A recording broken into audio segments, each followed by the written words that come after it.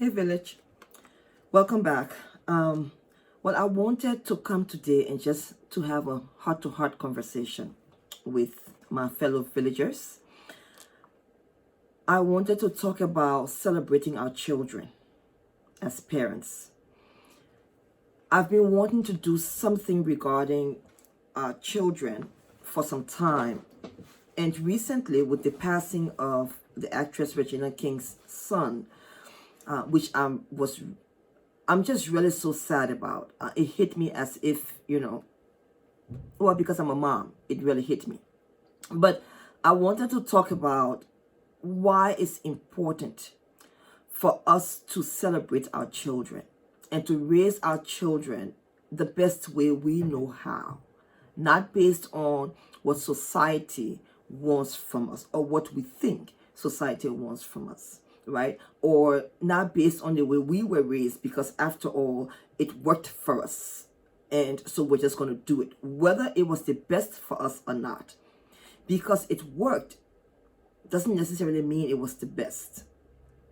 Many of us live with very high anxiety because we were raised in environments that induced anxiety in us, with high expectations, some of them not even reasonable. So we function, but we function with a lot of anxiety. That's not healthy either.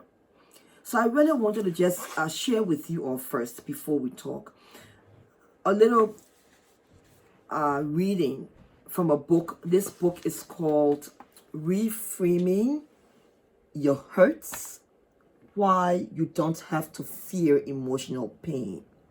And the author is Barbara Moon. It's a small book, but it is such a gem. I've been using it to teach my grief group. And we have just been savoring every moment in this book to the point where we're reading it so slowly. We tease about it now. But I want to read a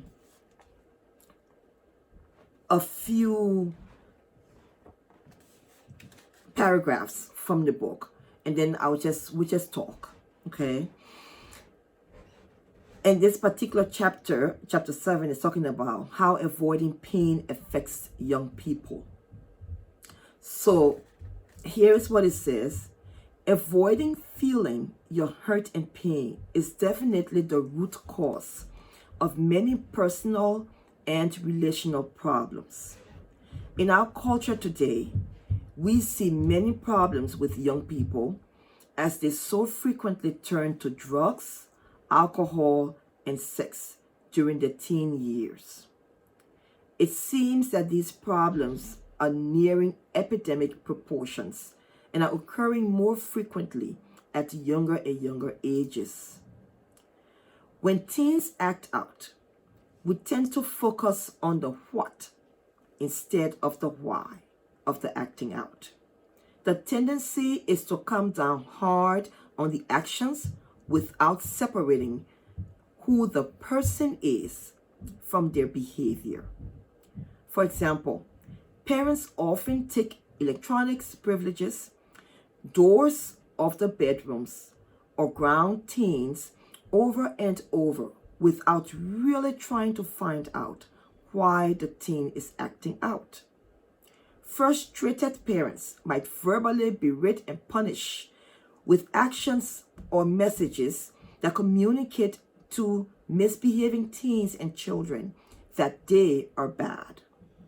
It is very important and helpful to communicate to children and teens that their behavior at this moment is bad, but the child is not. Everyone wants to be loved and accepted in spite of negative behavior. Discipline is necessary, but the tones and words used can be harmful rather than helpful. Teens and children with good role models of what to do with pain and who are secure in their parents' love that separates behavior and personhood are less likely to act out destructively.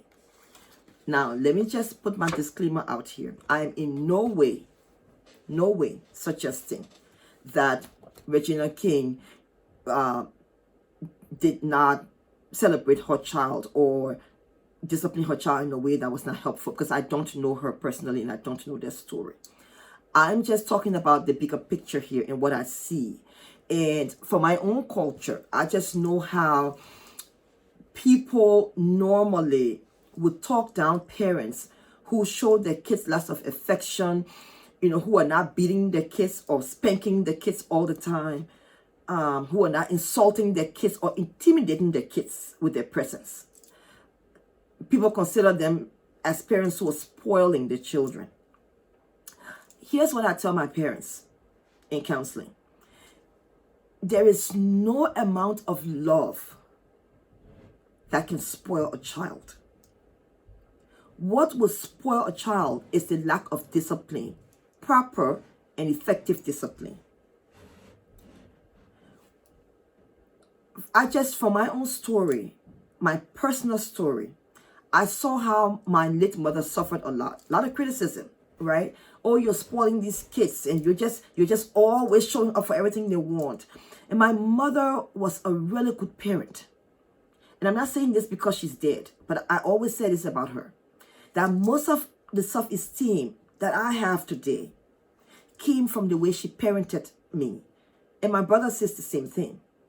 So she was really a good parent. She was really good when it came to celebrating us and telling us all of the great things that God had in store for our lives. And she was also very good at correcting us when we were wrong. Now, did she hate me? Yes. Did I like it? No. She even wrote me a letter when I came to college and apologized because she didn't know any better. She parented me in the way she thought was right, because that's what people did, right? So she thought it was the right thing to do. But she learned that it was not the right thing to do. And she was able to ask for forgiveness. And I extended it to her. But I then went into parenting my own children very early on the same way. I had my first kid, I was 25, right? I was young. And much like my mother, in the back of my head, the only concern I had was the image that my kids presented to people.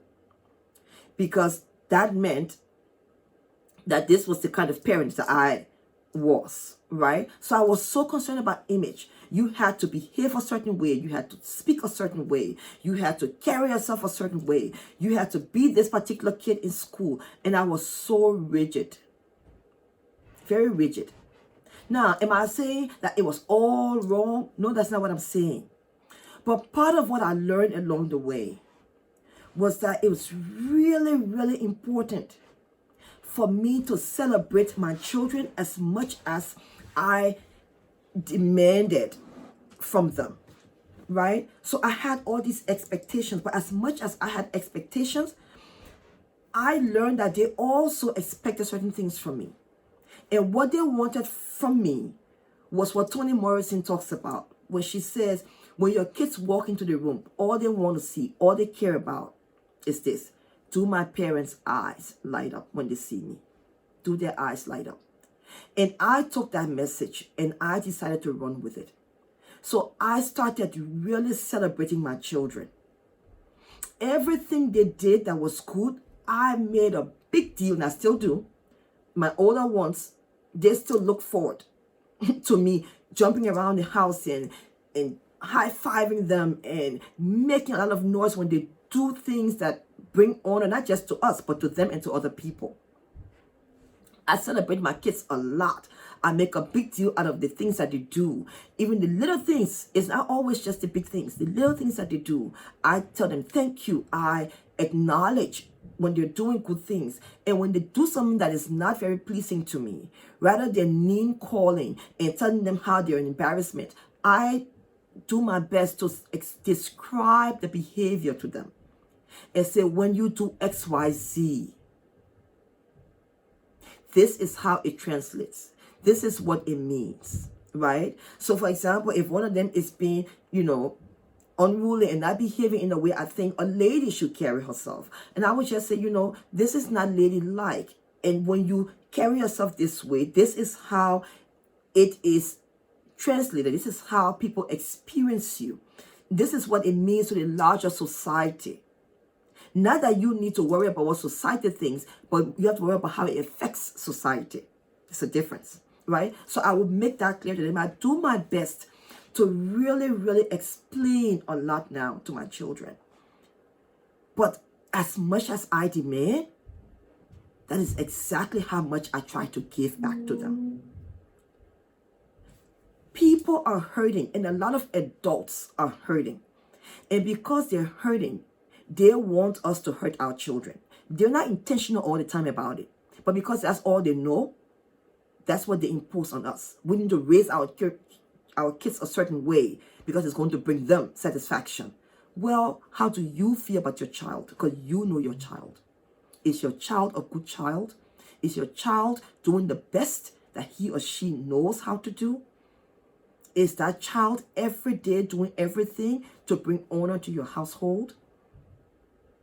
If that child is doing those things, even if they make mistakes along the way, then you owe it to that child to celebrate that child. You owe it to that child to validate that child and not make the child feel as if they can do nothing good and they have to be perfect people. Not a single soul is perfect. And what I have learned is that the very people who most times are after us to keep chastising our children in ways that are unhealthy, right? Or we should discipline them in ways that are unhealthy, are the very ones who gave their children a lot of leeway. They come out and they never talk about the problems that they have with their children. They only talk about the good things their kids are doing. So you will never hear about challenge. And I'm not saying get on social media and blast your kids. But even in their intimate relationships, they will never see the wrong things their kids are doing. All of you will know it because we all know, right? You hear it, you see it, because children will talk because they want to prove that this person is wrong. So they're going to say the things that their kids are doing. So you all will know it, but you will never hear the parents talk about it.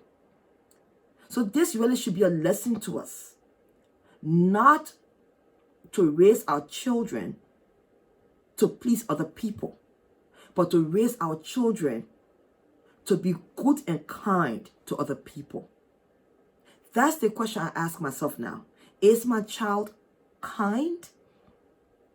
Is my child treating other people the way she wants to be treated? So I gave my children this message, and we have this in our home with our children. We say to them all the time, you're not better than anybody, and nobody is better than you.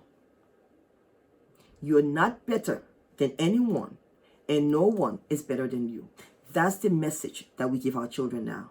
So simply put, you treat people well, and you expect them to treat you well. And if they don't do it, you demand that from them. It's that simple. But we make sure that we celebrate our kids. So when you see me on social media, if you follow me and you know me, you know that I celebrate my children. I have no shame in doing that. And I celebrate other people's children too. So if you're my friend and you know that your kid is doing something good and you tell me, I'm going to make a big deal out of it. I celebrate your children. I will always do it. And I celebrate my children. And if you don't celebrate my children, that's fine. I'm not going to hate you. What I'm going to do, though, is distance myself from you. And I'm going to continue to pray for your children. That's the pleasure I've made to myself for my own spiritual growth. That I will continue to pray for your children, but I don't need to interact with you. Because I don't need that energy around my children. So it's really, really important for us to focus on giving life and feeding life into our children. We're in troubling times. We really are. I almost feel there's a spiritual warfare out here that's taking place. And we have to be able to protect our children's spirit. And nobody is perfect. I struggle dealing with raising my kids. I don't know half the time if I'm doing the right thing. But I just rely on God and I pray and I ask God to help me. And I try to talk to them and I try to listen to them. I try to be there. But I know that you can do all these things and still end up with problems sometimes. But all we can do is our best. So like the author is saying, don't focus on the problem so much. Focus on the why behind the problem that you see with the child. And then rather than labeling the child as if this child has something that's innately wrong with him or her, you want to be able to separate the child from the problem. People are not problems. People do things that are problematic, right? So you want to separate the child from that. I hope this little talk has been helpful for us in this village. I hope that we use it to raise our children with care and attention and love, right? The Bible itself, and I'm not going to get into this whole debate about sparing the rod, spoiling the child, all of that, because I know what the theology is behind that. But I'm just going to say that God himself in Matthew 19:14 says, suffer little children and forbid them not to come unto me, for such is the kingdom of heaven. This is the model that God has set for us. He's our model. So if he's saying to not suffer the children, then why are we parents trying to suffer the children? Why do we want our kids to be intimidated when they see us? Why is that important? Why are we so concerned about our image in this world that we suffer our children? Because we're so worried about how someone else will view us. You're in the store and the child has a tantrum. I'm not saying tantrums are right? But we're so focused on how people are going to see us that we grab the child, we will become violent with the child rather than pulling the child and explaining to the child why this behavior is a problem. So I just hope that we can just all become a little bit more aware, kind of raise our consciousness a bit, and just try our best, try our hardest to parent our kids the best way we know how. Relying on God first and not people. Rely on God to protect our children, to lead our children, to guide our children. And then giving our children love and affection, validation, celebrating our children. I am celebrating your children. And I pray that you do the same for my children, so that we will reduce the risk that we have with children in the world today. Our children are suffering. My children are no better than your children. And I know that you know that your children are no better than my children. I hope that you know that. And together we can love on these children so that they can all come up as better people, stronger people, healthier people than we're experiencing now. So I pray that God will bless your home. God will bless your children. Your marriage will be intact and whole and together so that your children will be healthy. I pray that their going out will be blessed. Their coming in will be blessed. May the Holy Spirit just protect us all and give us the wisdom to raise our children. Amen. Remember, it takes a village. Like the video, subscribe to the channel. We'll talk soon. Have a blessed day.